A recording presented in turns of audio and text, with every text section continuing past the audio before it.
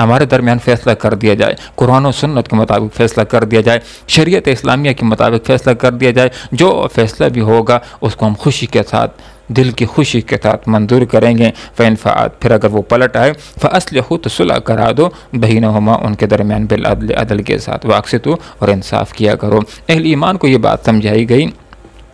کہ دو افراد کے درمیان صلح کرانی ہو، دو گروہوں کے درمیان صلح کرانی ہو تو عدل کے ساتھ، کسی کا لحاظ نہیں کرنا ہے، کسی کی جانب نہیں کرنی، کسی کی طرفداری نہیں کرنی ہے، عدل کے ساتھ بات کر دینی ہے۔ کسی کے خلاف جاتی ہے، کسی کے حق کے اندر جاتی ہے، حق کی بات کہنی ہے، خداوندی بات کرنی ہے اور انصاف کی گواہی دینی ہے۔ حدیث کا یہ مفہوم ہے، آپ صلی اللہ علیہ وسلم نے ارشاد فرمایا کہ آخرت کے اندر وہ لوگ کہ جو دنیا کے اندر انصاف کرنے والے ہیں، اللہ رب العالمین کے عرش کے دائیں طرف نور کے ممبروں کے اوپر تشریف فرما ہوں گے۔ یہ سارا دنیا کے اندر ایک اجتماع ہوتا ہے، ایک پروگرام ہوتا ہے، اور کچھ لوگ نیچے بیٹھے ہوتے ہیں، کچھ لوگوں کو اعزاز دیا جاتا ہے، اسٹیج کے اوپر بٹھایا جاتا ہے، گویا کہ دنیا کے اندر عدل کرنے والے، انصاف کرنے والے، انصاف کے ساتھ فیصلہ کرنے والے، یہ آخرت کے اندر اعزاز والے ہوں گے، نور کے ممبروں کے اوپر عرش کے دائیں طرف بیٹھے ہوئے ہوں گے۔ اور وہ حکمران کہ جو عدل کے ساتھ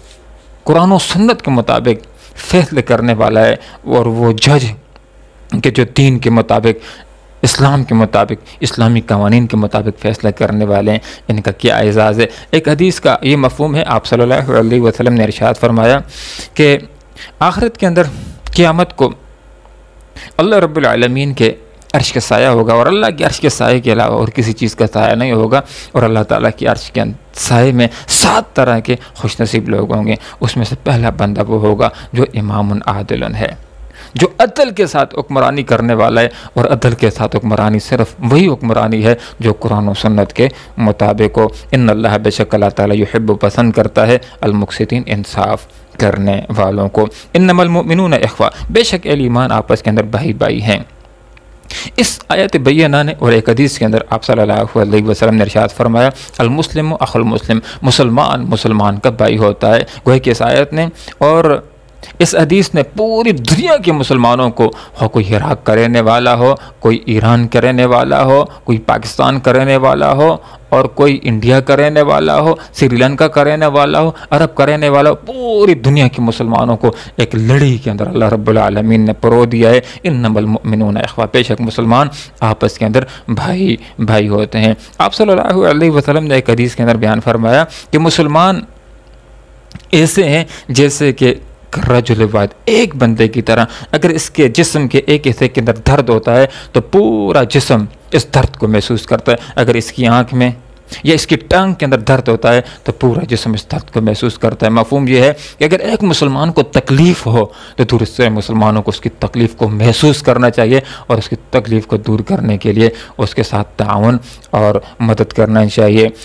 فرمایا فاصلحوا بین اخویکم، جب بھائیوں کے درمیان کوئی اختلاف پیدا ہو جائے تو ان کے درمیان صلح کرا دیا کرو۔ جس طرح 2 سگے بھائی ہوتے ہیں، ان کا آپس میں اختلاف آ جاتا ہے، کس قدر درد مندی کے ساتھ ان کا والد ان کی آپس میں صلح کراتا ہے، اسی طرح تمام اہل ایمان آپس میں بھائیوں کی طرح ہیں۔ اگر 2 مسلمان آپس میں اختلاف والے ہو جاتے ہیں، لڑ پڑتے ہیں، تو باقی مسلمانوں کی یہ ذمہ داری ہے کہ ان کے درمیان صلح کرا دیں۔ اگر صلح کراتے وہ کہیں کہ یہ ہمارا اپنا معاملہ ہے، ذاتی معاملہ ہے، تم کیوں ہمارے ذاتی معاملے کے اندر دخل دیتے ہو، تو آدمی یہ کہہ سکتا ہے کہ اللہ نے ہماری ذمہ داری لگائی ہے، اللہ رب العالمین نے ہمیں یہ بات ارشاد فرمائی ہے کہ جب 2 مسلمان آپس کے اندر لڑ پڑے تو ان کے درمیان عدل کے ساتھ، انصاف کے ساتھ صلح کرا دیا کرو۔ 2 افراد کے درمیان صلح کرانا یہ بڑے اجر کا کام ہے، بڑے ثواب کا کام ہے۔ اس سے امت مضبوط ہوتی ہے، اس سے دین اسلام کی عزت ہوتی ہے، اور 2 مسلمان آپس میں خفا ہو جائیں، ناراض ہو جائیں، اس سے شیطان بڑا خوش ہوتا ہے۔ حدیث کا یہ مفہوم ہے کہ شیطان پانی کے اوپر اپنا تخت بچھاتا ہے، اپنے کارندوں کو، لوگوں کو گمراہ کرنے کے لیے بھیج دیتا ہے۔ جب وہ واپس آتے ہیں ان سے رپورٹ طلب کرتا ہے۔ ایک کہتا ہے میں نے فلاں کو گناہ کے اوپر لگا دیا، دوسرا کہتا ہے میں نے کسی سے فلاں گناہ کروا دیا ہے، کسی کو فلاں گناہ کے اندر اختہ کر دیا ہے، کسی کو فلم کے اوپر لگا دیا ہے۔ ان کو کہتا ہے کہ تم نے کچھ نہیں کیا۔ آخر میں ایک شیطان کہتا ہے کہ میں نے 2 مسلمانوں کے درمیان اختلاف پیدا کر دیا، میں نے میاں بیوی کے درمیان اختلاف پیدا کر دیا، یہاں تک کہ میں نے ان دونوں کو جدا کر دیا۔ تو شیطان اس سے بڑا خوش ہوتا ہے، اٹھتا ہے، اس کو گلے لگاتا ہے۔ تو جس طرح 2 مسلمان آپس کے اندر ناراض ہوتے ہیں، شیطان اس سے بڑا خوش ہوتا ہے۔ اسی طرح جب ہم دو مسلمانوں کو آپس میں جوڑیں گے، ان کو صلح کرائیں گے، تو آپ صلی اللہ علیہ وسلم نے اس کو بڑے اجر کا کام بتلایا ہے، بڑے ثواب کا کام بتلایا ہے۔ غور کیجئے، تو مسلمانوں کو آپس میں صلح کرانے کے لیے جھوٹ کس قدر ایک قبیح ترین جرم ہے، کہ جس کے بارے میں آپ صلی اللہ علیہ وسلم نے ایک روایت میں ارشاد فرمایا کہ ایک مسلمان سے سارے گناہ کے کام ہو سکتے ہیں، لیکن مومن ہوگا، مسلمان ہوگا تو وہ جھوٹ نہیں بولے گا۔ اور قرآن کے اندر اللہ رب العالمین نے ارشاد فرما دیا کہ جھوٹوں کے اوپر اللہ رب العالمین کی پھٹکار ہوتی ہے، لعنت برستی ہے۔ لیکن دو مسلمانوں کو آپس میں راضی کرانے کے لیے انسان جھوٹ کا سہارا بھی لے سکتا ہے، کہ ایک کے پاس چلا جائے جو دوسرے کے لیے بڑے پیچو تاب کھا رہا، جو غصے کے اندر ہے، آدمی جا کر کے اس کو یہ بات کہہ سکتا ہے کہ وہ تو تمہارے بارے میں بڑے نرم جذبات رکھتا ہے، حال یہ ہے کہ اس کو قتل کرنے کا وہ ارادہ کر رہا ہو، تو اس کے دل کو نرم کیا جائے، پھر دوسرے کے پاس چلا جائے اور اس کو کہے کہ وہ تو تمہارے انتظار میں ہے، تمہاری صلح کے انتظار میں، کہ کس وقت میرا بھائی میرے پاس آئے گا اور ہم راضی ہو جائیں گے۔ تو اس طرح دونوں اگرچہ آپس کے اندر بڑے مخالف ہوں، لیکن یہ اچھی اچھی باتیں کر کے دونوں کے دل و دماغ کو ایک دوسرے کے قریب لا کر کے ان کی آپس میں صلح کروا دیں، تو یہ بڑے اجر کا کام ہے، یہ بڑے ثواب کا کام ہے۔ حدیث کا یہ بھی مفہوم ہے، آپ صلی اللہ علیہ وسلم نے ارشاد فرمایا کہ کسی مسلمان کے لیے یہ بات جائز نہیں ہے کہ وہ دوسرے مسلمان سے ناراض رہے 3 دن سے زائد۔ اگر کوئی دل کے اوپر خفگی آ جاتی ہے تو 3 دن کے اندر اس کو رفع کرنے کی کوشش کرنی چاہیے۔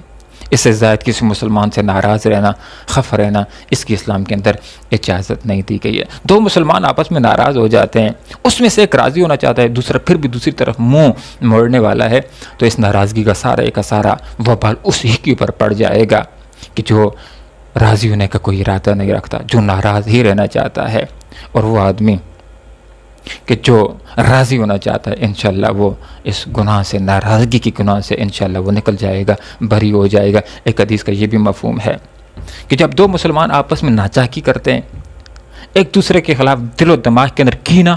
حسد اور بغض رکھتے ہیں، بری نگاہوں سے ایک دوسرے کو دیکھتے ہیں، حدیث کا یہ مفہوم ہے کہ جب تک کہ وہ آپس میں ایک دوسرے کو راضی کر نہ لیں، ان کی بخشش رک جاتی ہے۔ ان آیات بینات کے اندر اللہ رب العالمین نے ہمیں یہ بات ارشاد فرما دی، واتقوا اللہ، لوگو اللہ سے ڈرتے رہو، لعلکم ترحمون۔ اگر کوئی آدمی یہ چاہتا ہے کہ اس کے اوپر اللہ کی طرف سے رحم ہو، رحمت نازل ہو، تو اس کو چاہیے کہ وہ تقوی کی روش اختیار کرے۔ ان آیات بینات کے اندر تقوی کے مفہوم کے اندر ہمارے سامنے پہلی بات یہ آتی ہے کہ ہم لوگوں کے ساتھ صلح صفائی کے ساتھ رہیں۔ ایک حدیث کا یہ مفہوم ہے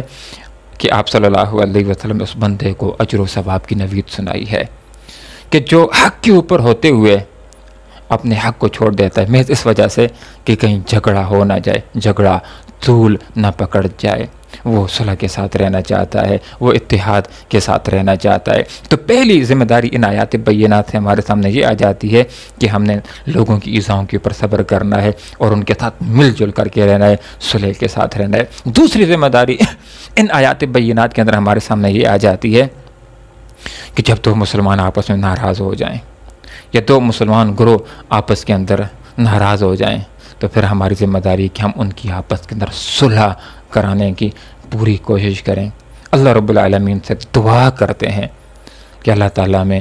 ان آیات بینات کے اوپر عمل کرنے کی توفیق عطا فرمائے۔ اللہ تعالیٰ ہم سب کو آپس کے اندر جوڑ کر کے رکھے۔ اللہ تعالیٰ ہمیں اتحاد اور اتفاق کی دولت سے مالا مال فرمائے۔ آمین۔ وآخر دعوانا ان الحمد للہ رب العالمین۔